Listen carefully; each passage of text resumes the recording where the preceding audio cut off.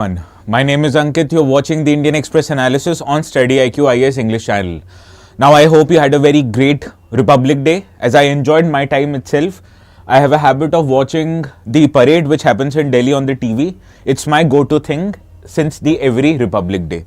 Now, today is the day after Republic Day, and we have in our today's discussion important articles, as you can see from the screen behind me. These are spread across various subjects in the newspaper, and our intention of holding this session daily basis is to provide you with the detailed current affairs analysis from that day's newspaper, and to help you consolidate the learning that you have taken in the session, we help you provide practice questions in form of both MCQs and answer writing for mains examination, so as to inculcate the habit of solving problem, which is very essential if you want to clear this exam. Understood?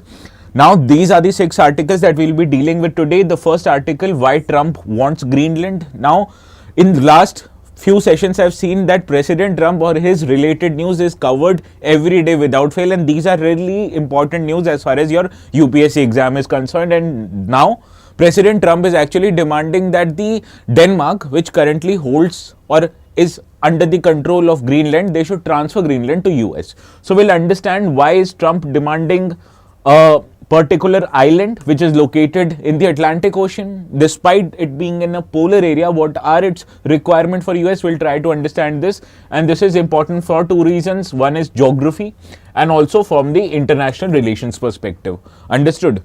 The second article is Corbett Tiger Reserve. As we have seen, there are important species in Corbett Tiger Reserve, and such protected areas are often subject to a question, mainly in the prelims examination. So we'll try to understand the location, flora and fauna of this Corbett Tiger Reserve, and why it is very important as far as protection of tigers in India is concerned. Understood? Now, such topics, that is a protected area, they are important from GS paper 3 syllabus, as protected areas are not just asked in mains but also in the prelims examination. Understood? So that is why we are going to cover Corbett Tiger Reserve. Third is a Guillain-Barré syndrome, which is in news because a locality in Pune is witnessing high amount of people who are suffering from this disease. Now, it is believed that a bacterial infection which might be prevalent in the area's water is a result, or it is causing this Guillain-Barré syndrome. So we'll try to understand what kind of disease is this, how can it be prevented, and what are the measures that are taken by the government to make people better who are suffering from Guillain-Barré syndrome. And this kind of a question, that is a disease, it is important again from GS paper 3 because such kind of disease are often asked in the science and tech paper. Also, we'll be dealing with the poison called paraquat. As a lady, she poisoned her boyfriend, and as a result her boyfriend died because of the poisoning. Now, we'll try to look at what kind of a poison is this, what are its industrial use, and how it is regulated in India, which makes it important from the UPSC perspective. Understood? I'm sorry. Also, we'll be dealing with a tree Aadhaar, as Aadhaar or a Aadhaar like identity card will be provided to every Chinar tree located in the Union Territory of Jammu and Kashmir. Now, why is Chinar tree being provided this kind of identity? You need to understand this tree has very important significance for the culture, economy as well as society of Jammu and Kashmir. So that is why the Jammu Kashmir government wants to prevent and preserve this tree, and that is why it is giving and enumerating the kind of Chinar trees that exist in Kashmir. Also, before concluding our today's session, we'll take a deep look in India and Indonesia relations. As you can understand, Indonesian president was the chief guest of the annual parade event which happens on the Republic Day in Delhi, and as a result, the visit of Indonesian president and his meeting with Prime Minister Modi, it resulted into a joint statement released by these 2 countries, and these joint statements highlight the various areas or the domains in which India and Indonesia are going to cooperate. So we'll try to understand what are these domains in which these 2 countries will cooperate, and what are the challenges that might face in the India and Indonesian relations. And such kind of an article is important from GS paper 2 syllabus, primarily India's relationship with major countries, and it is a part of international relations syllabus. Understood? So these are the 6 important articles that we are going to cover today. Now, as you can see, the notes for this session will be available as usual on my Telegram channel called ATS Live. So you can search the keywords ATS Live on the right top hand corner of the app. that shows you the magnifying glass symbol, which you can use it to search, or you can also scan the QR here. It will take you directly to my Telegram channel. Now, we are in a process of uploading videos for monthly current affairs. The last video that went live yesterday was the relation to science and technology related news that happened in the month of December 2023. So please make sure to watch these kind of videos, as they are very important if you want to revise the entire syllabus in a much better manner. Understood? So please go and watch this kind of video. Now let us begin our today's session, but before that, let us try to solve the question that I had given you as a homework on Saturday. Now, right to use loudspeakers in India is what kind of a right? You have to understand or mark the answer correctly, whether it is a fundamental right, natural right, constitutional right, or a legal right. Now, a similar question actually appeared in the prelims. It asked a question related to right to vote, which you can understand is a constitutional right because Article 329 provides you that right. Understood? So such questions are often asked in the prelims examination. As I told you, right to vote, so you can expect a certain question on right to use loudspeakers in India. Now, as I told you in our discussion, it is not a fundamental right, as many religious bodies, they had sought exemption, saying that right to use loudspeaker is a part of freedom of speech and expression, which is mentioned in the Article 19 of the Indian Constitution, whereas some others said that it is a part of Article 25, which gives any individual living in India the right to profess their religion in a free manner.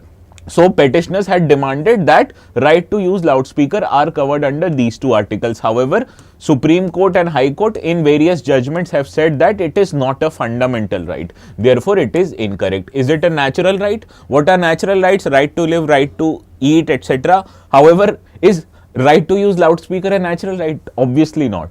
Whereas, is it mentioned anywhere in the Constitution that you have a right to use loudspeaker in India? Again, incorrect. So therefore, it is a legal right. And why am I saying this a legal right? Because a statute passed by the Indian Parliament, that is Prevention of Noise Pollution Regulation and Control Rules, that provides you the qualified right to use loudspeaker. That is, any person living in residential area can use loudspeaker during the day and night time. However, they have to ensure the sound levels are below 55 decibel levels during day night and below 45 decibel levels during the night time. And they cannot use it in the silence zones, which are located near schools, colleges, hospitals, etc. So these are the areas where you cannot use loudspeaker, whereas in residential area you can use it, but it should be below this level. So therefore, it is a legal right, as it provides you some restricted use of loudspeaker. So it is not a unqualified or an absolute right to use loudspeaker, rather it is subjected to restrictions passed by the law. Therefore, it is a legal right. Hence, option D here is the right answer. Good morning, Kalpana, you're right. Good morning, Siddharam. Good morning, Sejal. Good morning, Bauga Swings. Awaiting for great one thing today. Stay tuned. I'll tell you what is that great thing. It will save you a lot of money. Now, this question I will be taking up before the end of our today's discussion. Practice question for the day. India and Indonesia, they share historical cultural ties that form the basis of their contemporary bilateral relation. Now, critically analyze the scope and challenges of India-Indonesia cooperation in the Indo-Pacific region. So, we have to critically analyze the India and Indo-Pacific region, which you can understand will tell you the benefits and challenges that are faced in the relationships. Understood? Now, stay tuned to this discussion. We will be covering that mains related question before the end of today's session. Now, let us start our today's discussion with the first article, which appeared on the explain section of the Indian Express, that is on page 12 today. Now, this article highlights that Trump has actually made demand to get Greenland from the Denmark. Now, why is such an island, which is located near the North Pole, is in news? Now, in the recent times, you have seen, since the time of election, President Trump has been demanding various territories or control of various territories, be it Panama, be it Canada, be it Mexico, or now it has extended to Greenland. But why is actually an area which is located in a near very North Pole, and it has a very extreme kind of a climate? So why that kind of area is demanded by US? You have to understand this. Now, Trump, you have to understand, is not the first US president to ever make such a demand for Greenland. Even in previous historical examples, which we'll see in our today's discussion, we will understand that presidents who have been before Trump has also demanded the control of Greenland. So the moot question of our today's discussion is actually why this island, located near the Arctic Ocean and very close to North Pole, is in high demand for countries like US, which is located very far away from Greenland. So you have to understand this. The location of Greenland is actually very strategic, as it is located near Arctic Ocean, which is currently in news because of melting snow, and as the snow is melting in this region has become very navigable for ships who are traversing in the region. Also, it is located very close to Russia and also very close to China. That is why it makes this particular piece of real estate a very desirable real estate for countries like US. So let us begin. First of all, try to understand what is Greenland. Now, it was leading an inconspicuous existence in the global world until President Trump made a demand for it. And this demand was made by President Trump during the election year. Now, I have to understand Greenland is currently an autonomous province of the country called Denmark. So, it remains under the overall political control of the country like Denmark. Now, it is world's largest island, but it is also very sparsely populated. So, in terms of population, this area is not very inhabitable, because you can understand the climatic conditions in this region is very extreme. It is under the cover of snow throughout the year. So, you can understand the population density cannot be very high. Whereas the areas which are very habitable, has moderate climate, has available of all the resources like Indo-Gangetic Plain, the eastern part of China, these are the habitable and most densely populated regions in the world. Whereas the extreme climates like in the Arctic region or in Greenland, these are very sparsely populated area. However, you have to understand Greenland, it is abundant in natural resources, particularly critical minerals. And critical minerals are in high demand in today's world because they are used in many electronic gadgets, they are used in defense related equipments. So these critical minerals and the control over these critical minerals are very desirable for countries like US, China, and that is why such an area which is even sparsely populated and located in extreme climates, it is in high demand for countries like US. Understood?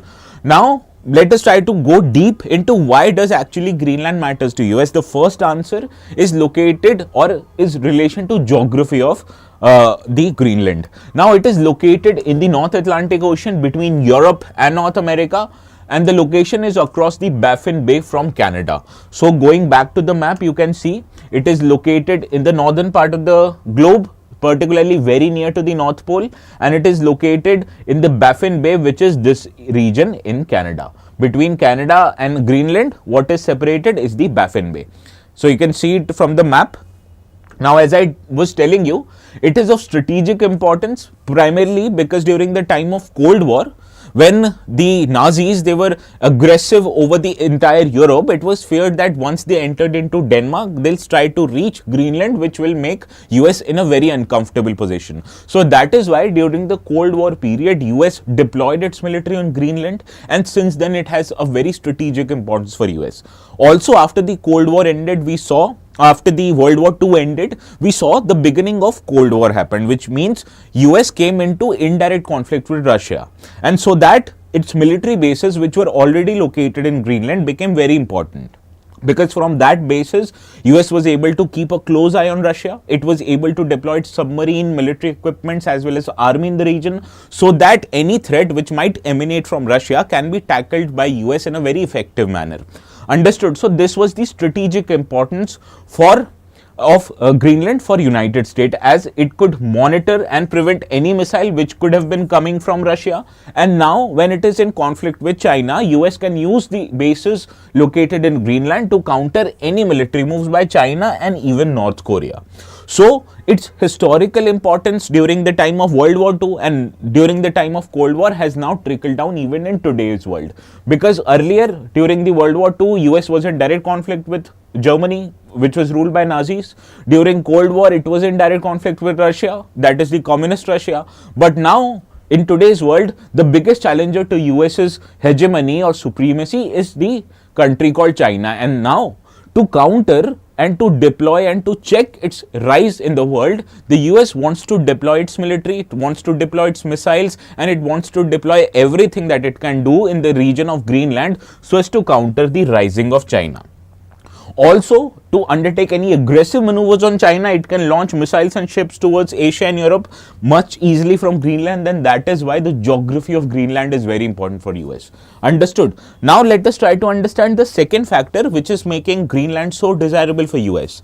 The second factor is that Greenland is actually very mineral rich in nature. It has large deposits of traditional resources, be it gold, nickel, cobalt. Nickel, cobalt, you can understand, are very important in manufacturing of EVs are concerned. Cobalt is used in manufacturing of electric batteries, whereas nickel is used in the enrichment process of lithium. So these are very important. Further, the Greenland, it also has one of the biggest reserves of rare earth minerals. Now these rare earth minerals, they have two qualities. First of all, that they are very they are very important for our economy and technological purposes, as many semiconductors, computers, mobile phones, defense related equipments, they need rare earth elements like tellurium, and these rare earth elements are available in large quantities in Greenland. As out of 34 classified rare earth minerals, Greenland has presence of about 23 of these rare earth elements. So that is why in order to gain the control of rare earth elements, the US is trying to get the control of Greenland. Understood? Now at the present time, the world's biggest refiner and processor of rare earth elements is not US, rather it is China. Now China has huge reserves even in its domestic territory, but it is also trying to control very reserves of the rare earth elements in other countries as well, including Greenland. And it has entered Greenland in a big way, as Chinese companies, they are very actively involved in prospecting, mining and processing these mineral resources which are present in Greenland. As the China, it now accounts for about 11% of investments made in the mineral sector located in Greenland, only after Australia and US. So China is actually not very far behind from US when it comes to controlling the rare earth elements and its mines and minerals in Greenland. So that is why, to prevent China from undertaking the control of rare earth elements in Greenland, US is trying to have its dominance in Greenland. Understood? So this was the second factor. Now let us consider the third factor.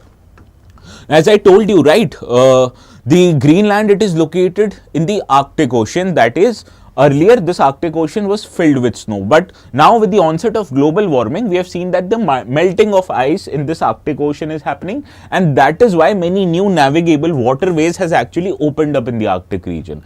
And countries across the world, be it Russia, China, US, India, they are looking to harness the potential of these waterways which can be used for global trade and commerce. Now naturally, China has also been involved in creation of new infrastructure in Greenland. It has facilitated greater users of Arctic sea routes, and in 2018 it released a white paper on its Arctic policy which said that a polar silk route, which is China is going to construct in the polar region, it will be a part of its Belt and Road Initiative, which will make Chinese ship navigable in the Arctic Ocean. Now this increased presence of China in the Arctic Ocean has made US again very comfortable or uncomfortable. So that is why, in order to preempt a larger Russian and Chinese role in the Arctic region, US wants to control these Arctic region by increasing its deployment of its military and commercial assets in Greenland. So this is the third reason. First reason, I told you, it was geographical or strategic importance of Greenland, as the US can deploy its military in Greenland, which can enable it to check excesses from Russia, China and North Korea. Second was the availability of rare earth minerals in Greenland, which makes it very economic for many economic and technological importance for US. And third is actually the potential of Greenland and its nearby regions or sea waters, so as to make it navigable for Arctic region. So these are the three reasons why actually Greenland is so desirable for United States. Now, has US in the past ever tried to acquire Greenland? The answer is yes. In 1867, the US Department of State, it pointed the fact that Greenland is actually very strategically located and has abundant of natural resources, which makes it ideal for acquisition. However, even then, no formal effort was made to move forward on this suggestion. However, in 1946, after the World War II ended, the president at that time, that was Harry S. Truman, he offered $100 million to Denmark to undertake the control of Greenland. So this was earlier, and also US made an offer that it could exchange territories of Alaska with Greenland so that it could create or it could have a dominance over certain parts of Greenland. However, this proposal back then, it did not progress. However, in present time, the Trump has made an offer to acquire Greenland in complete. Now, has US ever tried to brought or purchase any other territory in the world? The answer to that question is again yes. In 1803, it brought about 2 million hectares or 2 million square kilometers of land from France, which was known as a Louisiana Purchase. And this Louisiana Purchase is actually the piece of land which inhabits the current state of Louisiana in United States. Now, this was the time when Thomas Jefferson was the president and US paid $15 million for this deal. Whereas in 1867, the most famous purchase by US happened, that US actually purchased Alaska from the Russian Empire back then, and for it paid about $7.2 million. And this purchase added about 1.5 million square kilometers land to the United States territory. So, Alaska, which is currently under the control of United States, and it is one of the states in the United States, it was actually territory belonging to the Russian Empire, and it was purchased by United States for a sum total of $7.2 million. Also in 1917, US brought Danish West Indies, a group of islands which now is called US Virgin Island. So, these are the histories where actually United States has paid money to acquire a piece of land. So, similarly, the US President Trump wants to now acquire Greenland from the country of Denmark. Understood? So, this was the first article. Now, moving to the second article, this article actually appeared on page 6 of the Indian Express newspaper, and it states that there are instances of human-animal conflict which is happening in the Corbett Tiger Reserve. However, in this conflict, you have to understand the women who are living in these areas, these are more vulnerable.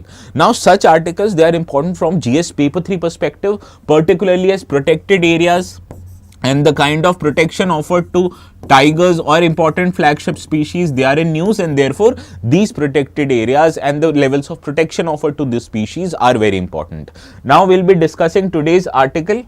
As I told you, let us try to first of all understand the location of Corbett Tiger Reserve, what are its importance for India's tiger population, and what are its related flora and fauna which are present in the area. Now, Jim Corbett Tiger Reserve, it is located in the foothills of Himalayas in the state of Uttarakhand, and it is spread over 3 districts, that is Pauri Garhwal, Nainital as well as Almora. Also, the Project Tiger, which was launched in 1973, it actually was launched from Corbett National Park, which is actually India's first national park. And this Corbett National Park is actually present in the part of Corbett Tiger Reserve. So, that is why such kind of a protected area are very important. Because the Corbett Tiger Reserve, it is a much bigger area, and in that there is a protected area called Corbett National Park, which was actually India's first national park. Now, this national park was actually set up in 1937. Back then, it was called as Haley's National Park, and it was set up to protect the species of Bengal tiger. And it was named after a famous conservationist who was British in origin, called as Jim Corbett in 1957. Now, the important rivers that are actually flowing through this protected areas are Ramganga, which is actually a tributary of Ganga River, Sona Nadi, Mandal as well as Palayan. These are major rivers which are flowing through the Corbett Tiger Reserve. Now, this area of this Tiger Reserve, it is actually more than 1,000 square kilometers. Now, it is spread over the land of Bhabar, which you can understand inhabits the Terai region. Now, this alluvium called Bhabar, it is actually very coarse alluvium, and it actually has the potential to absorb large amount of water. So, in this Terai region, you will see that there are patches of water also and patches of land also, which makes it actually a very agriculturally productive region. Also, it is present in the lower Himalayas called as Shivalik region. So, this is the geographical importance of the area, that it is located on Bhabar, which is also Terai piece of land, and it is also located in the lower parts of Himalayas called as Shivaliks. Now, this Corbett Tiger Reserve, it is actually home to 260 tigers, and it has the distinction of being world's highest tiger density area, which has about 14 tigers per 100 square kilometers of area.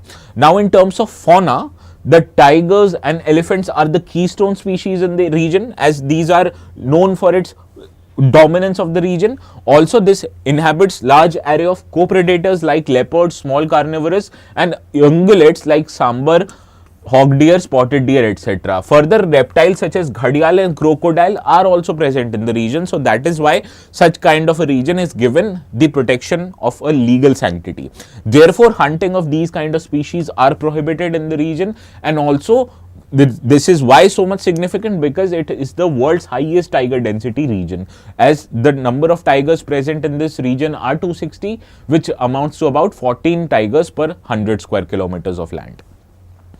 Now, in terms of flora, the general flora of this region comprises of sal and mixed forest. However, these sal and mixed forests, they are interspersed with presence of grasslands and riparian vegetation. Now, the grasslands in local terms are known as chor, which are an outcome of abandoned settlements and past clearings. Further, evergreen sal and its combined trees called as sisham and kanju, these are found extensively in the region. So please remember these names: kanju, sisham, chor. These can be asked in the exam. One plant which is major irritant in the region and it is widespread is called as lantana. So lantana, sisham, kanju, chor, these are exclusive words which can be used for CTR or the Corbett Tiger Reserve, and the question might appear that these kind of flora are specifically available in which territory, the answer of which will be the Corbett Tiger Reserve. Understood? Now let us try to solve the practice question. Consider the following statements regarding Corbett Tiger Reserve. Corbett Tiger Reserve, formerly known as Haley's National Park, is the largest national park in India. Is it actually largest national park in India? The answer is no. It is actually Hemis National Park, which is located in the Union Territory of Ladakh, as this Hemis National Park is over 4,000 square kilometer area, whereas the Corbett Tiger Reserve is about more than 1100 square kilometers. Understood? So it is not the India's largest national park. That was Hemis National Park. The second reserve, located entirely in the state of Uttarakhand, includes parts of Himalayan foothills and the Terai region. You can say it is correct, as it is located entirely in Uttarakhand and it includes parts of Himalayan foothills and Terai region, which is alternatively also known as Bhabur region. Now, the Ramganga river, a tributary of Yamuna, flows through the reserve, supporting its rich biodiversity. I told you, among many rivers which flows through Corbett Tiger Reserve, Ramganga is one of it, but you have to understand it is not a tributary of Yamuna, rather it is a tributary of Ganga. So, third statement incorrect, second was right, first incorrect, and you have to identify, it should have been incorrect. You have to identify incorrect statements. So, first and third are incorrect. Therefore, option B is the right answer, because we have to identify incorrect statements here. Yes, Bhagas Pinks, you're right. Sir, how is China strategically ahead? As I told you, right, Chinese companies have a large presence in Greenland. It is trying to mine, refine as well as process the critical minerals, which makes China a dominant player in the Greenland region, and US is trying to counter the presence of China by acquiring the piece of Greenland. Understood? Now let us move to another article. This article also appeared in page 6, and it states that Guillain-Barré syndrome, the cases related to this disease, has actually breached the mark of 100 in the city of Pune. So this kind of a disease, or any infectious or bacterial disease for that matter, they are important from GS paper 3 syllabus, which is a part of science and technology syllabus. Understood? So that is why we are dealing with this article. Now let us try to understand the context of this article. Now, as I told you, as many as 100 or 101 people have been affected by Guillain-Barré syndrome in a location of Singad area, which is in Pune. Now, to counter or to understand this infections or the prevalence of the disease in the area, Union Health Ministry has actually sent a team to Pune to study the recent outbreak. Now, the health ministries or the authorities, they are suspecting a link of a campylobacterial infection, which is actually a bacterial infection and often transmitted through contaminated food and water. So the authorities are of the opinion that it is actually this bacterial infection which is causing the Guillain-Barré syndrome. So in our today's discussion, let us try to understand what are the symptoms or kind of disease which is this Guillain-Barré syndrome. Now, Guillain-Barré syndrome is actually a neurological disorder which happens due to the problems in autoimmune system of our persons. Now, this autoimmune system, if there is a certain problem to it, it affects our ability to move or function properly, as it is the part of the brain that actually controls muscle movements, pain signals, temperature and touch sensation. So any person who must be suffering from any kind of autoimmune disease, their ability to function, move around, gain the sensation of taste, smell, etc., that diminishes. So that is why it is a very rare disease. Also, it affects the peripheral nervous system. As I told you, this peripheral nervous system is the part of the nervous system which is located outside the brain and spinal cord. However, it controls the muscle movement, pain signals and touch and temperature sensations. Now, it is also called as acute inflammatory demyelinating polyarticular neuropathy, also abbreviated as AIDP. So, AIDP is also known as Guillain-Barré syndrome. Now, this kind of a disease can actually occur in any age, but the most commonly affected people are the ones who are between 30 to 50 years of age. Understood? So, theoretically, it can affect persons of any age irrespective of their age. Now, the symptoms which are present if a person is actually suffering from Guillain-Barré syndrome is that the person might initially feel weakness, tingling and numbness in the limbs, that is your hands and feet, and also it can progress to muscle weakness or paralysis, which can last about 6 to 12 months and sometimes it can even last longer. Now, there are several cases which involve breathing difficulties due to chest muscle weakness. So, not just your hands and feet will go numb, but there's also a chance that due to chest muscle weakness, your ability to breathe might also diminish in cases of Guillain-Barré syndrome. Now, the cause of this is actually unknown. However, as per the WHO, which is World Health Organization, it is often preceded by an infection. And these infections can be of bacterial or viral origin. As I told you, the bacterial origin of this disease is suspected in the city of Pune, that is Campylobacterial infection, whereas there are instances that viral infections like Zika virus or COVID-19 pandemic has also resulted into large number of cases for this Guillain-Barré syndrome. Now, this disease, that is Guillain-Barré syndrome, it affects our immune system, that is the autoimmune system. Understood? Now, the treatment for this disease is actually during the early intervention or the early stages of the disease, such as intravenous immunoglobulin therapy, which is actually a form of steroid, or even the plasma exchange can help manage the symptoms and speed up the recovery process, as these kind of treatments help the muscle gain faster or help them get better faster. Additionally, physical therapy and rehabilitation can help improve the outcomes of therapy, as the persons who might be suffering or feeling weaknesses in their muscles, they can regain their muscle strength by the process of physical therapy and rehabilitation. And about 80% of patients with severe disease can walk during the 6 months of their infection. So, these kind of treatments are very essential. However, in most cases we have seen that hospitalization is required when there is a severe disability or when the patients, they are needed to be observed to prevent the worsening of the condition. So, this kind of a disease, it affects our muscle ability to function properly, and that is why the treatments also, they are focusing to regain the strength of muscles and also to undertake rehabilitation and physical therapy. Now, consider the following statements regarding Guillain-Barré syndrome. It is an autoimmune disorder in which body's immune system attacks the peripheral nervous system. Yes, this is a correct statement, as I told you, as it is an autoimmune disorder, as our immune system, which might be reacting to any external bacterial or viral infection, it can also affect our peripheral nervous system, and because of this, our ability to move our muscles, feel the temperature, taste, smell, etc., they get diminished, because this part of the brain actually controls our muscle memory.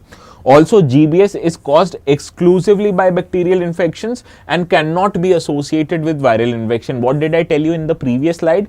It is associated with bacterial infection. For example, in Pune, it is suspected that a bacterial infection is causing the cases of GBS. However, it has also been associated with viral infections like COVID-19 virus, also Zika virus. So, hence you cannot say that it cannot be associated with viral infection. First is a correct statement, second is not, and we have to identify correct statement here. Therefore, option A is the right answer. Understood? Yes, Baga Springs. Yes, Kalpana, both of you are right. Option A is right. No, Kalpana, answer is not B only. Actually, I have to identify correct statement. First is correct, second is not. Therefore, option A is right. Moving to another great thing that I was going to tell you. Now, as I told you, you always have an option to register for our courses in the StudyIQ website, and there are many courses which are available for various stages of your preparation. For example, I'm assuming most of you who are watching this video are in your early stages of preparation, and it is very easy for us to get actually swayed away from the amount of material and the amount of syllabus that we have to cover up. So for that, StudyIQ is giving you a very good course called as UPSC Foundation P2I batches. As these batches, they are able to provide you with various kind of facilities that we are providing you with study material. We are giving you classes which will help you develop the concepts from a grounds up manner, and to test your concepts and your learning, we are giving you Prelims Mains test series which will help you fine tune your learning process. Now this course, which is available at a very nominal rate currently, and the rate is expected to increase after 27 January. Now currently you can see this course is available for 34,999 rupees. However, I'm going to tell you something which will save or which will make it cheaper than this rate. Now suppose you are going to buy this course right now. You have to first create an account. Then it will be bringing you to this page. Now there are promo codes which are available that will get you a discount on this 24,999 rupees. Now, if you understand, 34,999 for such kind of a course is a very reasonable rate. But I understand this money might be a hard-earned money from you or from your parents. So you need to save the maximum amount of money that you can, and for that you have to add a promo code. Now these promo codes are available right now which can get you some amount of discount, maximum of which is about 5,000 to 6,000 rupees. But if you use the code which are appearing in your screens below called as ATS Live here, and if you apply this code, you will see there will be a 7,000 rupee discount here. So the final availability of this course is actually reduced from 34,999 to 27,999. So it has made only been possible just because you are using the code ATS Live. So if you are going to register this course, and let me tell you, this is a very good course. So you can use the code ATS Live, which is also appearing in the screens given here. And this will get you 6,999 rupees discount, which is 7,000 discount, and the course is available to you at 27,999 instead of 34,999. So this was the great thing I was telling you about. Now let us move back to our discussion. Now the next article, this also appeared in the explain section of the Indian Express, that is on page 12 today. Now this highlights a poison called as paraquat, which are used in the country's agricultural sector, and it is also kind of pesticide. Therefore, it is important from GS paper 3 syllabus. Now, the actually article appeared in the news because a 24-year woman located or living in the state of Kerala, she actually poisoned her own boyfriend from this kind of a poison, and as a result her boyfriend died, and because of this case the court located in Thiruvananthapuram has actually found her guilty of poisoning and also sentenced her to death by hanging. So now this article deals with a chemical herbicide called as paraquat. So our scope of our today's discussion is actually what is this poison and what are its use and how it is regulated or prohibited in India. Now this paraquat, it is also known as paraquat dichloride or methyl vilogen. It is one of world's most used herbicide. Now it is a toxic chemical, which means it is primarily used to control the growth of weeds and desiccate crops like cotton before harvesting, because it prevents growth of weed, and which is very essential for good productivity of a crop. Now WHO, it classifies paraquat as a category 2, which is moderately hazardous and moderately irritating chemical. It is on its sale currently is banned in over 70 countries, which include China and European Union, because it is a very toxic and potently toxic chemical. However, you have to understand it is widely used in countries like United States and India. So you cannot say for sure that the paraquat is used only in developing countries, because even developed countries like US, they are using this chemical. So let us understand why, despite it being so poisonous and toxic in nature, why it is actually used in so many countries like India and US. Now according to the US Environment Protection Agency, that is EPA, even a small accidental sip of such poison can be fatal to humans. So while it is it can be ingested by a person, or it can transferred and absorbed even through the prolonged skin contact. Further, even if you inhale this poison, it can cause significant amount of respiratory issues. Now, upon inhalation or by skin contact or even by the consumption of such kind of a poison, it causes direct damage when it comes to contact of lining of our mouth, stomach, intestines, and it spreads rapidly through the body and causes adverse reactions in our lungs, liver and kidneys. And that is why, due to such adverse reaction, it is expected that the person who has come into contact with such kind of poison can sometimes even die, which has happened with the case we are studying in today's newspaper. Also, as you can understand, these are very important for agricultural purposes. However, it being toxic and potently and very dangerous in nature, that is why there are certain restrictions in the use of this kind of a chemical. Now, in India, the use of this paraquat, it is governed by Central Insecticides Board and Registrations Committee, which comes under the Ministry of Agriculture and Farmers Welfare, whereas law which is dealing with the regulation of such chemical is Insecticides Act of 1968, which authorizes manufacturing, sale, transport and distribution of insecticides, and it includes herbicides like paraquat. So, legally, it is allowed to manufacture, sale and distribute this. However, the use of such paraquat is subjected to certain restrictions. Now, for example, a 2021 notification which was issued by the Ministry of Agriculture, it restricts the use of paraquat for only certain crops like wheat, rice, tea, coffee, potato, grapes, maize, rubber and apple.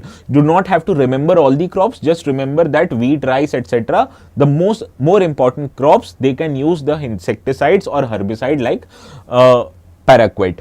Now, spraying of this insecticide is also allowed in some waterways like ponds, canals, and the intention to do that is actually to combat weeds, so that the kind of weeds which are prevalent in the water bodies, they are very invasive in nature. So as to prevent these kind of invasive weeds to inhabit the water bodies, there is also a process of spraying that might happen over canals and ponds.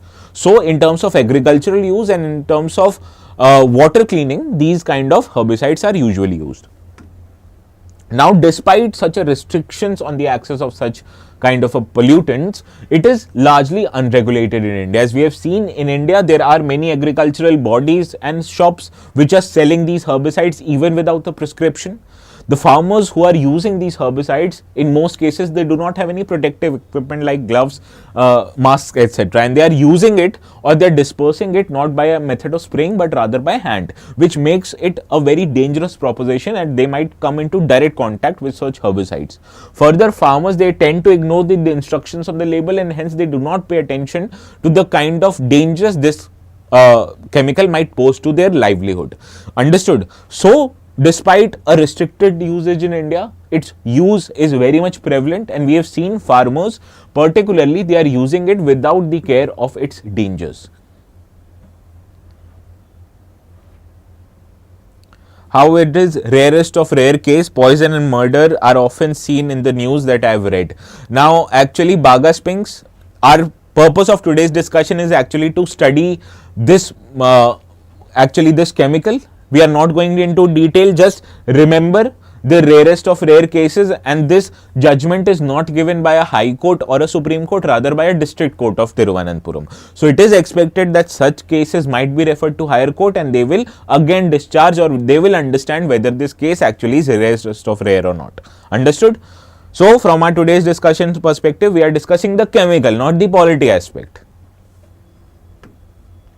Good that you remembered rarest of rare cases. I am impressed that you are able to understand whatever am I teaching you every day. Now, moving to this next article.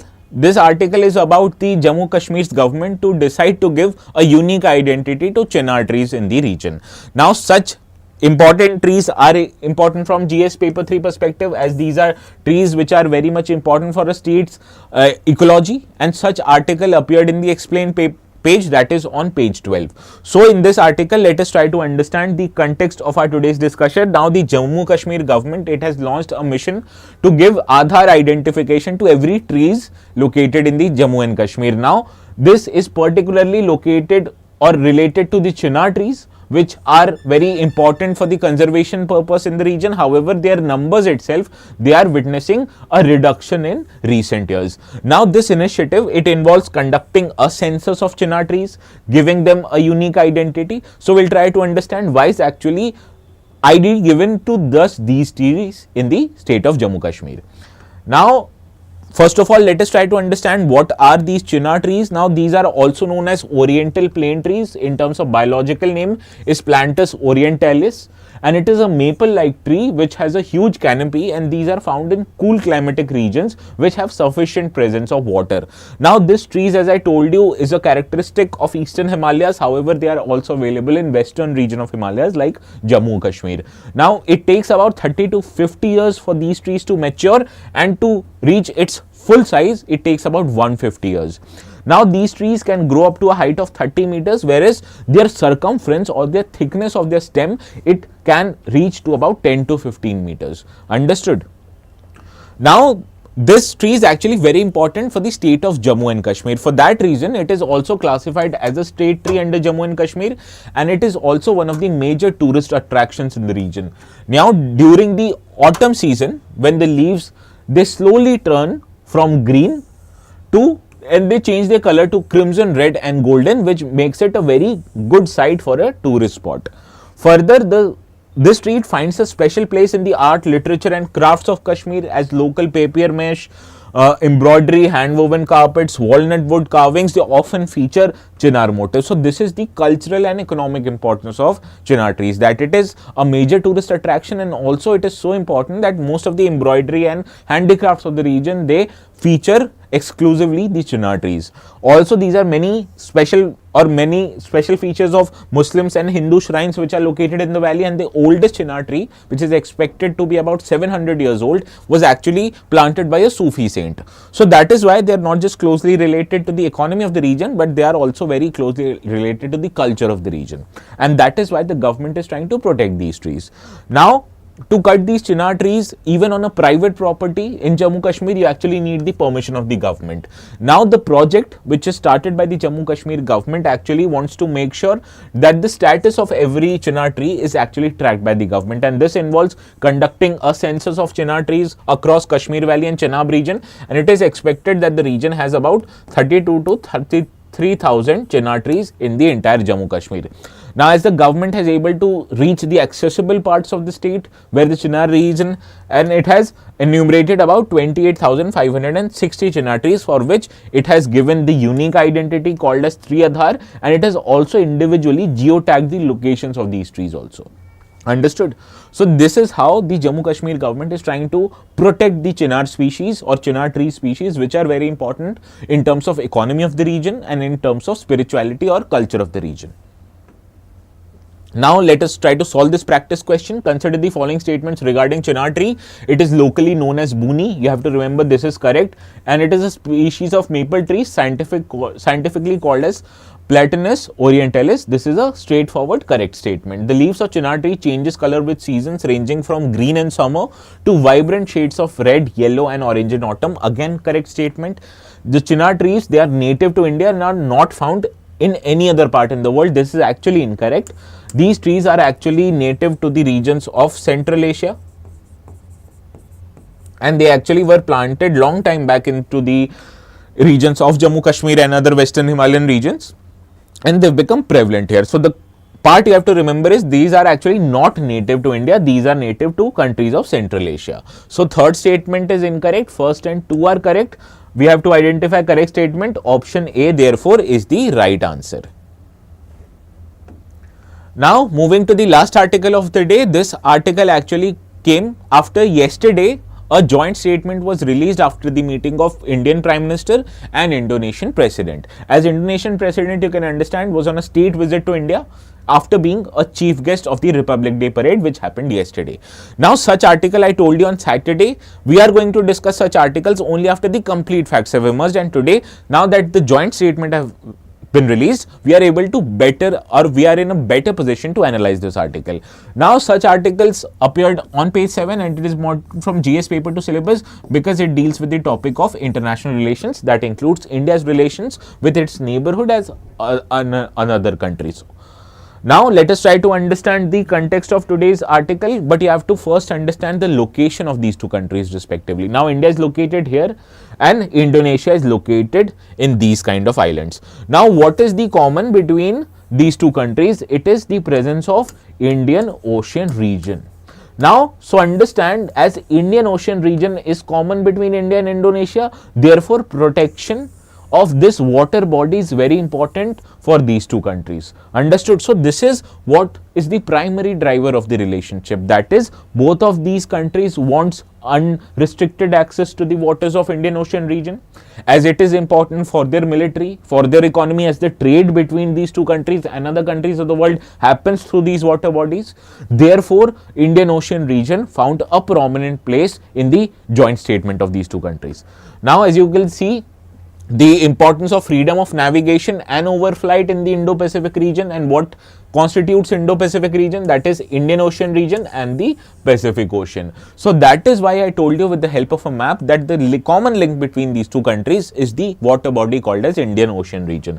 Now for that, the countries have agreed to establishment of a bilateral maritime dialogue which will help navies and commercial enterprises in these two countries interact and coordinate with each other so as to restrict any attempts made by any third country, particularly China, to restrict the movements in the Indian Ocean region. Understood? Now in that logic, let us try to understand first of all, the historical context in which these two relations have actually involved or evolved over a period of years. Now, these countries have a deep-rooted connections as they share many commonalities in history. First of all, Hinduism was present in these two countries during the time of Chola period, and also Buddhism, which originated in India, became very much prevalent in the areas of Indonesia, and that is why these countries share a long and common historical setup. Now, cultural exchanges between the population of these two countries happen. As you can understand, India is the second largest, or is world's most populous country now. Sorry for that. And Indonesia is world's fourth most populous country. So the cultural exchange between these two countries and its citizens happen actually quite a lot. Further, the foundation of diplomatic relationship was laid down in 1950, which was followed by a treaty of friendship in 1951, and both of these two countries actually founded in togetherness the non-alignment movement, which was a movement of developing countries during the time of Cold War. Now, the elevation of relationship between these two countries was actually elevated to the comprehensive strategic partnership in 2018 with focus on economic and security collaboration.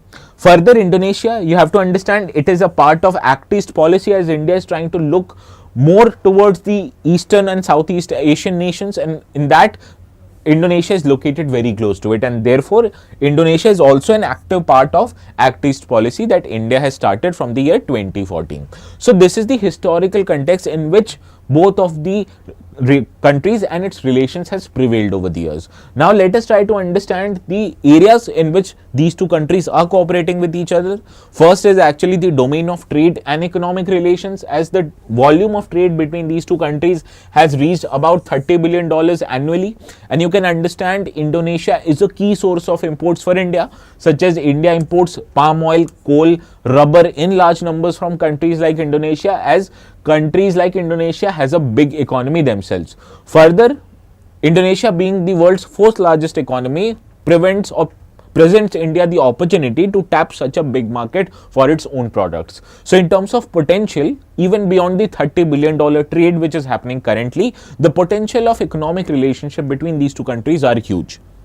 Further, as I told you, the common link between these two countries is the Indian Ocean region. Therefore, maritime security and Indo-Pacific cooperation is also another important pillar of the relationship, as Indonesian waters are very crucial for global trade between East Asia, India, Africa and Europe. And as you can see from this map, here lies the Strait of Malacca, which is a very thinly or very narrow piece of water which takes place or which undertakes a large amount of trade between India and western part of the globe and eastern part of the globe. So protection of this narrow strait passage of water is very important for both Indonesia and India, and that is why maritime security is a very big part of the country's collaboration. Further, there are ongoing discussions over the Wide Shipping Information Exchange Agreement, because this agreement, if it comes into fruition between these two countries, it will enable the commercial enterprises and shipping companies to share the data between these two countries, and it will help these countries understand the amount or what kind of ships are flowing through the region. Further, defense and strategic cooperation is very important, as currently the army and other armed forces of these two countries are involved in annual exercises like Garud Shakti, which happens between armies of these two countries, Samudra Shakti, which happens between navy of these countries, and coordinated patrols between the coast guards called as corpats. Further, defense industry collaboration is happening, and as you can understand, Indonesia wants to have a large presence of arms, and for that Indian companies which are manufacturing indigenously various arms equipments like BrahMos missile tanks, aircrafts can be sold to the Indonesian country, and for that the Indonesian armed forces, they present a very big market opportunity for Indian defense companies. And also in terms of manufacturing of equipments in India, India presents a very large and good cooperation for US. So this is why Indo-Indonesia Defense Industry Exhibition happened in 2014, and for that the Indonesian market for arms and ammunition is very critical to India's domestic defense industry. Further, multilateral engagement has started to happen between these two countries, as recently only Indonesia became a part of BRICS grouping, which included previously just 4 countries of Russia, India, China as well as South Africa. Now it has been extended and it now includes Indonesia as well. Further, both of these countries are engaged in ASEAN related forums such as East Asia Summit, ASEAN Regional Forum, as India wants to increase its interaction with ASEAN countries, and therefore India has a complete and a very comfortable relationship with Indonesia. Now, there are certain challenges with respect to the relation, as not everything is hunky and dory. The first challenge that India faces with relation to its relationship with Indonesia is the divergent perspectives on China. Now, Indonesia, it currently maintains a strong economic ties with China, as with India, I told you the levels of trade with Indonesia is $30 billion every year, whereas with China, it is about $139 billion. So it is many much times more than India, and that is why Indonesia has a very deep-rooted economic ties with China, and it has a tradition of balancing its relationship with major powers. So in case of a conflict between India and China, we cannot expect Indonesia to take a tough stand towards India or in favor of India. Further, there is a limited trade and investment. As I told you, India is world's largest in terms of population, whereas Indonesia is world's 4th largest. However, despite both markets so big, the volume of trade is just $30 billion, which is low considering the size and economic potential of these two countries. Also, connectivity with Indonesia and India is very underdeveloped. As you can understand, Indonesia consists of thousands of islands, so it is not possible for us to connect airports from these islands with every Indian major city. So therefore, the amount of flights and the connectivity available directly between these two countries are very scarce and only are available in the popular tourist destinations. Therefore, we need to improve the connectivity with India and Indonesia also, so as to harness the entire economic potential. Also, India and Indonesia have a differing view of Myanmar issue. India is more receptive of the rule of military in the Myanmar country, whereas Indonesia, it takes the position of ASEAN. It states that this military junta which is currently ruling Myanmar, it is responsible for political crisis and humanitarian rights issue in the country of Myanmar, and this is where the position of India and Myanmar are actually very divergent as against with China also. Now, before concluding our today's discussion, let us try to understand. Good morning, Bulbul. You joined the session late. Now, future course plan of relations between India and Indonesia, as we were saying, strengthening the economic ties. As I told you, there is a need to actually diversify our trade beyond commodities like palm oil and coal, as India are majorly importing these two items from Indonesia. However, this should include technological infrastructure and renewable energy and enhancing connectivity. As you can understand, Indonesia, particularly the regions of Jakarta and Bali, are a popular tourist destination for Indian tourists. So we need to encourage direct connectivity between these two cities and Indian airports, and also we should also look to bring more and more Indonesian based tourists into India, so as to reduce the amount of dollars outflowing to Indonesia. So this is an area of potential where the economic relations between these two countries, particularly with the respect of tourism, can improve much more. Further, there is a need to deepen maritime and defense cooperation. As you can understand, defense cooperation is very much essential in preventing, and there is a need to responding to the acts of crime that happens in the sea, and particularly acts of piracy. They can be controlled if the coordination between these two armed forces are much better. Also, coordinating search and rescue operation upon request can take place, because you know this region is actually very vulnerable to instances of tsunami and other earthquakes. And during the time of tsunami, which happened in 2004, both Indonesia and India was adversely affected. So in these two cases, the cooperation between armed forces, it can also extend to the potential of creating disaster relief and management work. Also, capacity building activities can happen. India can demonstrate to Indonesian armed forces how to get better in terms of defending its own territory. In terms of naval operations also, Indian Navy has a vast experience which can provide much benefits to the Indonesian Navy also, and this is where the capacity building coordination can happen. Also, engaging with regional and multilateral cooperations are very essential. In terms of multilateral cooperation, membership of BIMSTEC can be provided to Indonesia, whereas other regional powers like Australia and Japan, we can involve these countries in relations of Indonesia, and also there can be a quadrilateral summit consisting of Australia, Japan, India and Indonesia. Understood? So this is how we can enhance regional and multilateral cooperation between these two countries. Now that we have understood our today's discussion, let us try to write this answer. As usual, we'll be discussing this article into three different parts: introduction, body and conclusion. You will start the introduction with historical and cultural ties, that India has deep-rooted historical and cultural ties with Indonesia with respect to religions, its legacy of both being founder nation of NAM, as well as the solidifying of both developing countries, that these countries have a similar outlook towards world's interest. Now the body of this answer will consist of scope and challenges of Indo-Indonesia cooperation. So for that, you need to first order areas of cooperation between these two countries. It will include trade, economic, it will include defense, it will include maritime,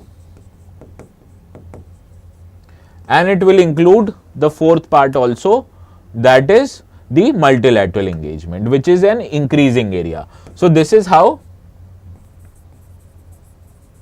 you will write the areas of cooperation. Now, second part of this answer will include challenge, that is divergent opinion on China, divergent opinion on Myanmar, subpar economic cooperation, and also you can write the challenges of limited connectivity. So this is how you will try to divide your answers into two parts, both areas and challenges, and you will conclude your today's answer by just summarizing these 4 points into 2-3 lines at max. Understood? So this is how you will conclude your answer, by giving the way forward in the relationships between these two countries.